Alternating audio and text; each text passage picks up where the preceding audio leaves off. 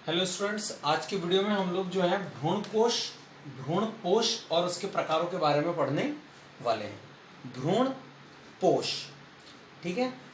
पिछले वीडियो में हमने द्विनिषेचन की क्रिया देखी थी और उसमें देखा था कि द्विनिषेचन की जब क्रिया होती है तो द्विनिषेचन की क्रिया में द्वितीयक पोलर नाभिक जो कि द्विगुणित होता है वो और एक नर युग्मक आपस में मिलकर एक त्रिगुणित संरचना का निर्माण करते हैं।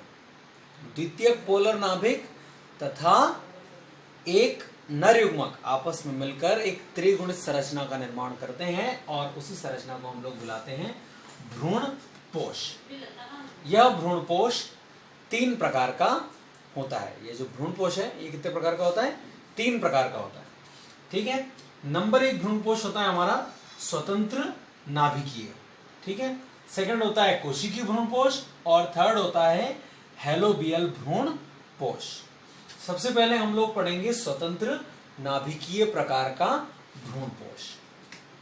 स्वतंत्र नाभिकीय प्रकार का भ्रूणपोष, इसमें क्या होता है? इस प्रकार के जब भ्रूणपोष का निर्माण होता है तो इस प्रकार के भ्रूणपोष के निर्माण के समय इसका जो केंद्रक है, ठीक है, भ्रूणपोष का जो केंद्रक है यह केंद्रक बार बार विभाजन करता है और विभाजन करके कई केंद्रकों का निर्माण कर देता है, ठीक है। इस प्रकार के भ्रूणपोष में भ्रूणपोष का जब निर्माण होता है तो निर्माण के समय इसका केंद्रक विभाजन करके कई केंद्रकों का निर्माण कर देता है और इन सभी केंद्रकों के बीच में कोई भी भित्ति नहीं पाई जाती है, अर्थात ये सारे के सारे केंद्रक स्वतंत्र होते हैं, ठीक है। इस तरह वैक्यूल बन जाता है बीच में और चारों ओर परिधि की तरफ ये केंद्रक स्थित होते हैं।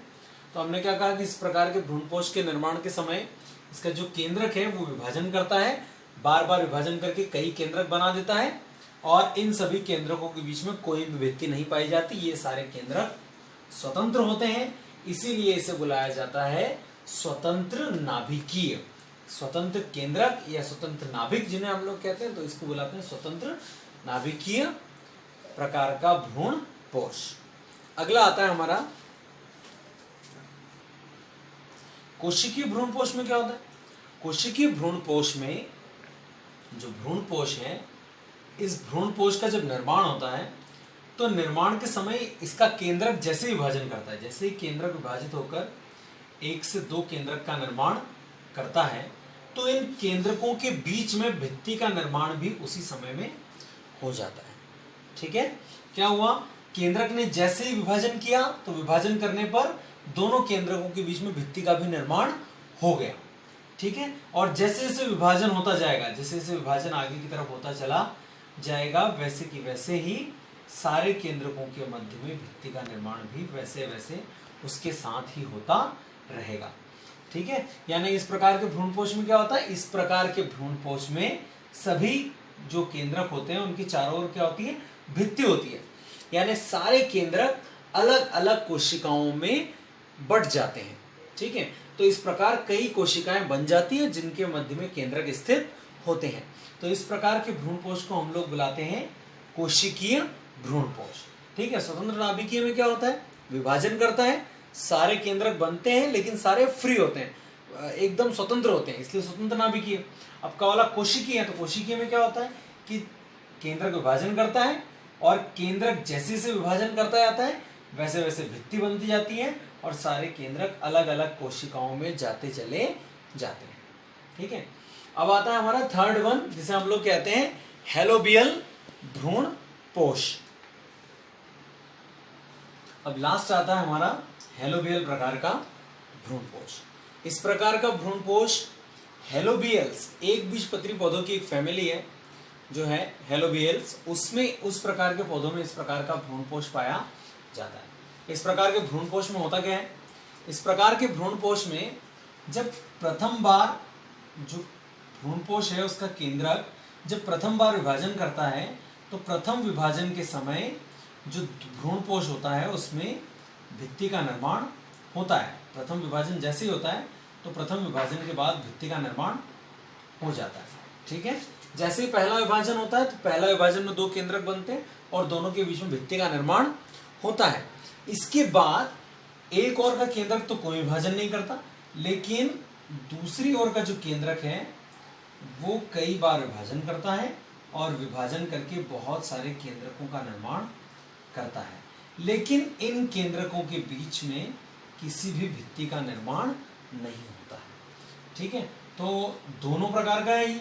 क्या हुआ सबसे पहले, इस प्रकार के भ्रूण कोश का जब निर्माण होता है, इस प्रकार के भ्रूणपोष का जब निर्माण होता है, तो भ्रूणपोष के निर्माण के समय सबसे पहले केंद्रक विभाजित होता है और दो केंद्रकों का निर्माण करता है जिनके बीच में भित्ति का निर्माण होता है, यानी कि किसके टाइप का हुआ, कोशिकी के जैसा। लेकिन उसके आगे क्या होता है कि पहली बार जब विभाजन होता है तो भित्ति बन जाती है, लेकिन उसके बाद एक और का जब केंद्रक बार बार विभाजन करता है तो उन केंद्रकों के बीच में कोई भी भित्ति नहीं बनती है। मतलब किसके जैसा हुआ, स्वतंत्र नाभिकीय के जैसा हुआ।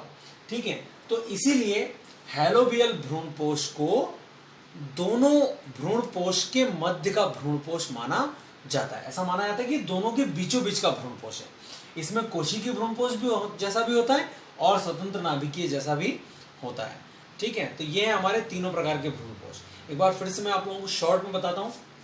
देखिए, स्वतंत्र नाभिकीय जिसमें सारे के सारे केंद्रक या नाभिक स्वतंत्र होते हैं, इसमें क्या होता है, इस प्रकार के भ्रूणपोष का जब निर्माण होता है तो निर्माण के समय जो भ्रूणपोष का केंद्रक है वो बार बार विभाजन करके बहुत सारे केंद्रकों का निर्माण करता है और इन केंद्रकों के बीच में किसी भी भित्ति का निर्माण नहीं होता है, सारे केंद्रक स्वतंत्र होते हैं।